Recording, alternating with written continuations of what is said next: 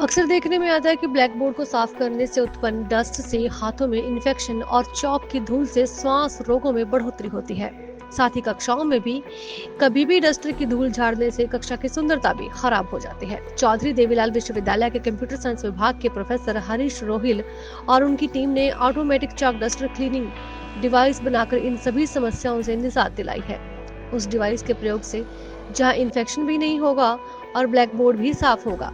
Duster साफ होने वाले चौक की धूल में कैल्शियम भरपूर मात्रा में होता है और अगर एक सीमित मात्रा तक इसे पौधों में डाला जाए तो यह खाद का काम भी करती है।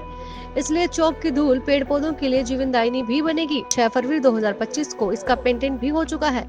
विश्वविद्यालय ने पेटेंट के बाद इसके मॉडल को मार्केट वाइबल प्रोडक्ट बनाने के लिए इस प्रोजेक्ट को 2,70,000 रुपए का अनुदान भी दिया ताकि अलग अलग स्कूलों में इसके मॉडल तैयार करके इसे टेस्ट किया जाए। ये डिवाइस जो है, ये जो हमारा चौक बोर्ड पे जब हम चौक यूज करते हैं तो बोर्ड को साफ़ करने के लिए डस्टर का इस्तेमाल करते हैं। उस डस्टर को क्लीन करने के लिए ये मशीन जो है मैंने बनाई है और ये स्वचालित मशीन है। जैसे ही हम डस्टर को मशीन के ऊपर रखते हैं, मशीन ऑटोमेटिकली ऑन हो जाती है और जो डस्टर के ऊपर लगी हुई जितनी भी चौक मिट्टी है वो सारी की सारी उसके अंदर बने हुए बॉक्स में चली जाती है और जैसे ही हम डस्टर को उठाते हैं मशीन अपने आप से बंद हो जाती है। इस मशीन के 2 वेरिएंट हमने निकाले हैं, एक है बैटरी पावर्ड और दूसरा है बिजली से चलने वाला।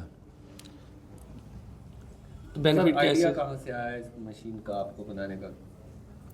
आइडिया इसका ये बात लगभग 2 साल पहले की बात है। तो हमारी यूनिवर्सिटी में चौधरी देवीलाल विश्वविद्यालय में जिस डिपार्टमेंट में मैं पढ़ाता हूँ वो वहाँ पे हम चौक का यूज करते थे और मेरे उंगली पे जिस दाएं हाथ की जो उंगली थी उस पर मतलब एलर्जी की प्रॉब्लम हुई।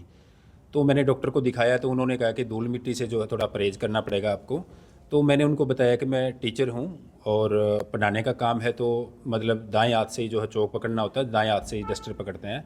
तो उन्होंने यही वजह बताई कि यही वजह है कि जिसकी वजह से आपको ये एलर्जी हुई है। तो फिर मेरे को ये विचार आया कि इसके कोई समस्या का कोई समाधान इसका किया जाए। तो मैंने शुरू में जो है अपने एक स्टूडेंट से डब्बा बनवाया खाली कि डस्टर जो है वो मैं दीवार पे ना झटकाऊँ या लेक्चर स्टैंड पे ना झटकाऊँ, वो डब्बे के ऊपर जो है झटकाऊँ तो डब्बे के अंदर मिट्टी चली जाए। फिर उसको हमने धीरे धीरे करके उसके अंदर थोड़ा और इन्वेंशन की रिसर्च की और उसको एक फाइनल प्रोडक्ट के तौर पे हमने उसमें मशीनें वगैरह लगा करके उसको फाइनल प्रोडक्ट का रूप दिया हमने। और उसके बाद में हमने इसका पेटेंट फाइल किया और अभी हमें 6 फरवरी को इसका पेटेंट जो है वो भारत सरकार द्वारा हमें इसका मिल चुका है। इसके बाद में मैंने यूनिवर्सिटी को जो है लिखा कि इसका prototype, final prototype, market viable prototype तैयार करने के लिए कुछ ग्रांट दी जाए। तो यूनिवर्सिटी ने 2,70,000 रुपये इसके लिए मंजूर किए हैं। इसके हम अलग अलग मार्केट वायबल प्रोडक्ट बनाएंगे और स्कूलों में डिस्ट्रीब्यूट करेंगे और वहाँ से एक्चुअल फीडबैक लेंगे, जो यूज करके देखेंगे वो हमें इसके बारे में बताएंगे। अगर ये सक्सेसफुल रहा तो फिर हम इसके कमर्शियलाइजेशन की तरफ सोचेंगे। अभी इसके बेनिफिट क्या बता रहे हैं? बेनिफिट इसका एक तो यही है कि हमारा जो क्लासरूम का एनवायरनमेंट है वो नीट एंड क्लीन रहेगा। अभी क्या होता था, टीचर जब साफ़ करता है बोर्ड को तो वो या तो लेक्चर स्टैंड पे झटकाता है या साथ की दीवार पे या खिड़की में जाके डस्टर को साफ़ करता है, तो आसपास मिट्टी गिरती है, उसके खुद के कपड़ों पे भी गिरती है और आगे जो स्टूडेंट बैठे होते हैं वहाँ तक भी मिट्टी जो है सांस के थ्रू भी जाती है, इनहेल करते हैं बच्चे। तो एक तो हमारा क्लासरूम एनवायरनमेंट है वो नीट एंड क्लीन रहेगा और दूसरा ये है कि हमारा जो मिट्टी है वो हम खाली करें तो जो हमारे स्कूल में कॉलेज में गमले लगे हुए हैं तो उसमें इस मिट्टी का यूज़ कर सकते हैं। इसके अंदर कैल्शियम कार्बोनेट होता है और वो एक उचित मात्रा में अगर डाला जाए पौधों में तो वो खाद का काम भी करता है। तो बीमारियों से भी राहत मिलेगी इनसे? हाँ, एलर्जिक जिसको स्किन एलर्जी है या इनहेल करने के बाद में जो एलर्जी होती है तो ओबियसली उससे जिन लोगों को एलर्जी है उनके लिए फ़ायदेमंद साबित होगी।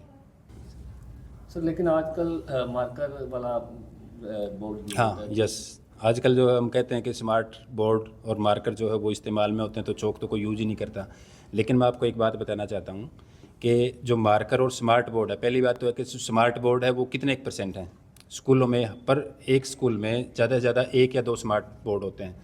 और रही बात मार्कर की, तो मार्कर जो है वो स्कूलों में है। हम हरियाणा, पंजाब या दिल्ली का एरिया जो हम एक तरह से अच्छे स्टेट हैं, वेल्दी स्टेट हैं, वहाँ पे अभी कह सकते हैं। लेकिन बहुत सारे स्टेट देश में ऐसे भी हैं, छत्तीसगढ़, बिहार है, झारखंड है और बहुत सारे स्टेट ऐसे हैं जहाँ पे अभी भी जो है चौक और बोर्ड का इस्तेमाल होता है और आगे भी होता रहेगा।